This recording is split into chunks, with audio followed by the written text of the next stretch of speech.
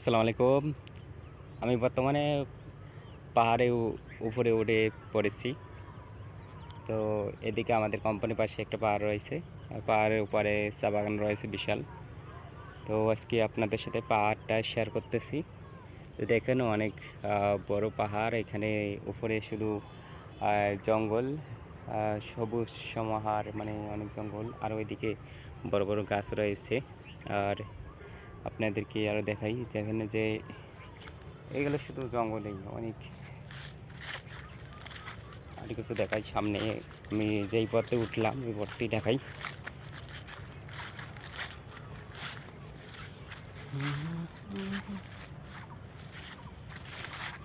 তো এটা হচ্ছে পাহাড়ে এখন আমি নিচে নামবো। তো এই জায়গার নিচটা,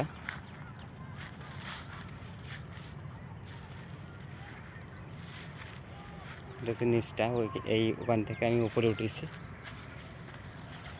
তো এখন আস্তে আস্তে নিচে নামতেছি।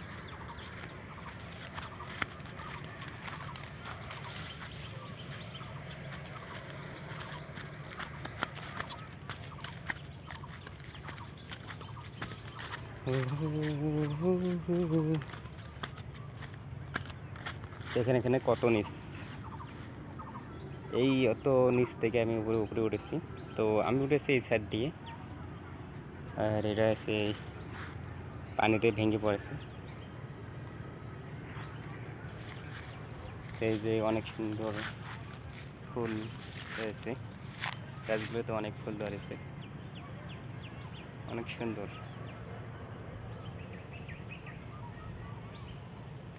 ওইদিকে আরও পাহাড় রয়েছে, নিচ রয়েছে।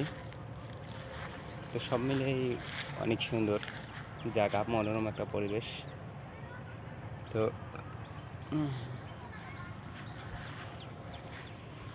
এখানে অনেকে ঘুরতে আসে। এই যে দেখতে পাচ্ছেন, অনেকেই আবার এখান থেকে গাছের ডালপালা কেটে নিয়ে যায় রান্না বান্না করার জন্য। কিছু দৃশ্য আপনাদেরকে দেখাই। যে দেখেন, এই যে গাছপালা একটা ডাল গাড়ে করে নিয়ে যাচ্ছে। আর এখানে একটা মেয়ে মানুষ ডাল ঘাড়ে করে নিয়ে যাচ্ছে। তো এগুলো নিয়ে তারা মূলত রান্না করে, রান্নার কাজে ব্যবহার করে। এবং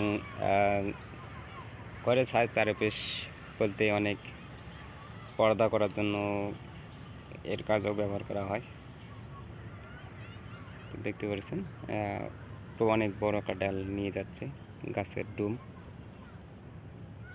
তো আর এই যে মহিলাটা, এই যে নিয়ে যাচ্ছে মাথায় করে। তো এদিকে মানুষ এগুলো মানে কম বেশি তাদের হেল্প হয় এগুলো কাজ। তো দেখতে পাচ্ছেন অনেক সুন্দর একটা পরিবেশ, অনেক ভালো লাগার বিষয়।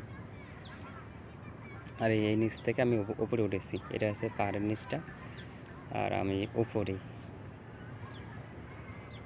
তো দেখুন তারা, তাদের বাসা এখানেই কাছেই।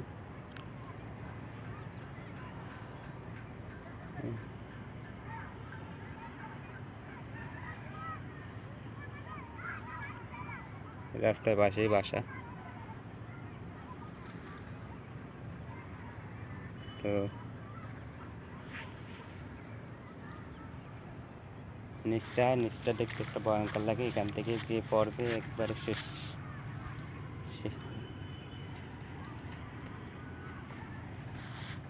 তো আমাদের এই যে পাশে এই কোম্পানি রয়েছে, ওখানে আমি জব করি।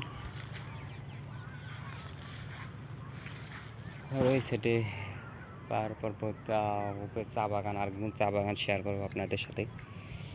এখানে মানে লজ্জাপতি গাছ রয়েছে। এই যে এই গাছটা লজ্জাপতি গাছ, এই যে দেখতে পাচ্ছেন।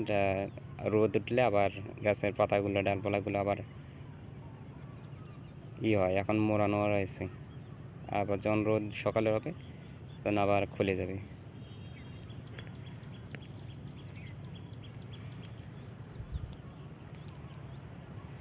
এখানে বিভিন্ন ধরনের গাছ রয়েছে, আর জঙ্গলের মাঝে অনেক গাছ রয়েছে।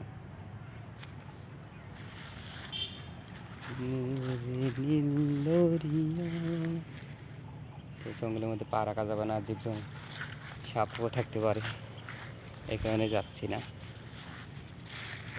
আগে আগে কম জঙ্গল ছিল, আমি আইছিলাম অনেক ঘুরছিলাম, এখন প্রচণ্ড জঙ্গল, এখানে জঙ্গলের মধ্যে পা রাখছি না। সকলে ভালো থাকবেন, সুস্থ থাকবেন।